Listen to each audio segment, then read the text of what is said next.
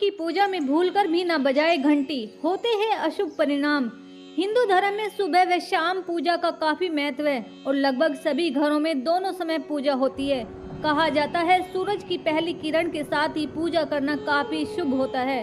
उस समय घंटी और शंख बजाने को भी शुभ माना जाता है। लेकिन क्या आप जानते हैं कि शाम की पूजा में शंख व घंटियां नहीं बजानी चाहिए?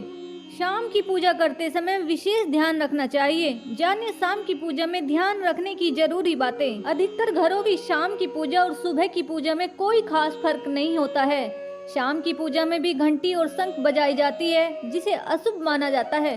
ज्योतिषियों के अनुसार सूर्यास्त के बाद देवी देवताओं के सोने का समय हो जाता है। ऐसे में शंख और घंटी नहीं बजानी चाहिए।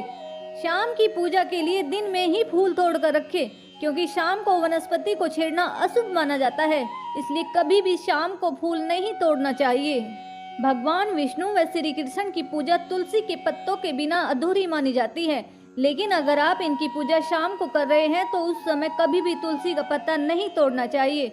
ऐसा करने से माँ लक्ष्मी नाराज हो जाती है।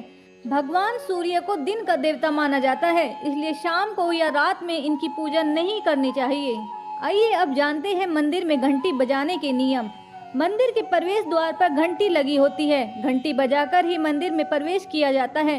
कई लोग मंदिर से बाहर निकलते समय भी बजाते हैं घंटी। मंदिर में दर्शन करने के बाद बाहर निकलते समय भूलकर भी घंटी नहीं बजाई जाती। यदि हम किसी के घर जाते हैं तो दरवाजे पर नॉक करते हैं या बेल बजाते हैं, लेकिन लौटते वक्त हम यही कार्य नहीं करते हैं। इसी तरह लौटते वक्त मंदिर की घंटी बजाना मंदिर नियम के विरुद्ध है। 2. घंटी मंदिर में प्रवेश करते वक्त और आरती के वक्त ही बजाई जाती है। 3. जोर जोर से घंटी नहीं बजाते हैं। घंटी 2 या 3 बार ही बजाते हैं। हिंदू धर्म से जुड़ी हुई ऐसी ही वीडियोज देखने के लिए आप हमारे चैनल को लाइक और सब्सक्राइब करें। Thank you for watching.